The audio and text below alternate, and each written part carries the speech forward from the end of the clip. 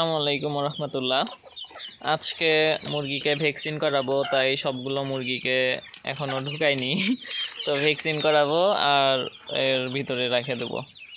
তো আমি আজকে কি ভ্যাকসিন করাবো সেটা আপনাদেরকে দেখাচ্ছি।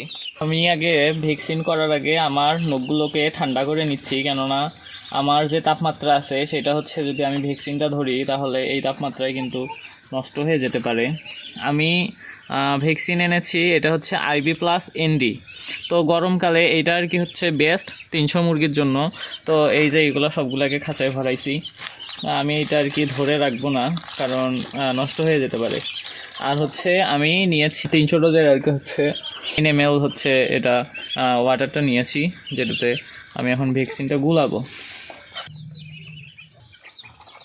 প্রথমে এখানে 2 ml পানি নিয়ে নিতে হবে, তারপরে 2 ml পানি ভ্যাকসিনে পুশ করতে হবে।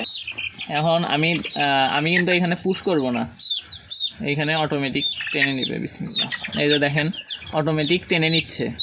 তো যদি অটোমেটিক টেনে নেয় তাহলে বুঝবেন যে হচ্ছে ভ্যাকসিনটা ভালো। তো এখন আপনারা অনেকেই আর কি হচ্ছে ভ্যাকসিনটা এভাবে আর কি ঝাঁকা দেন, তো ঝাঁকা দেওয়া যাবে না। ভ্যাকসিনটা মিক্স করার নিয়ম এইভাবে মিক্স করতে হবে। তো আমি ভ্যাকসিনটাকে মিক্সড করে নিচ্ছি।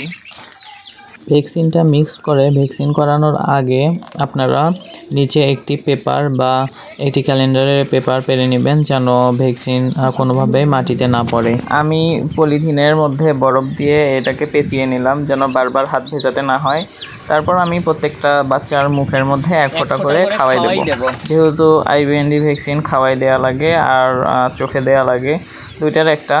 তো আমি সরাসরি খাওয়াই দিচ্ছি। এইখানে আমি ছোট বাচ্চাদেরকে 1 ফোঁটা করে দেবো এবং বড় মুরগিগুলোকে 2 ফোঁটা করে খাওয়াই দেবো। ছোটো বাচ্চাগুলোকে খাওয়াই দেওয়ার পর এখন আমি বড় মুরগিগুলোকে খাওয়াই দেবো। তো আপনাদেরকে দেখানোর সুবিধার্থে আমি পা দিয়ে ওদের দানা ধরেছি, আপনাদেরকে দেখানোর জন্য এটা করেছি। তো পরবর্তী ভ্যাকসিনগুলো আমি সাধারণত একজন মুরগি ধরে থাকে, তো আর আমি হচ্ছে ভ্যাকসিন করাই দেই। আর আপনারাও কিন্তু এভাবে খুব সহজেই ভ্যাকসিন করিয়ে নিতে পারেন। এবং আমাদের কাছে ভ্যাকসিন করানো বাচ্চা আছে, আপনারা যদি চান তাহলে আমাদের কাছ থেকে বাচ্চা নিতে পারবেন। আসসালামু আলাইকুম ওয়া রাহমাতুল্লাহ।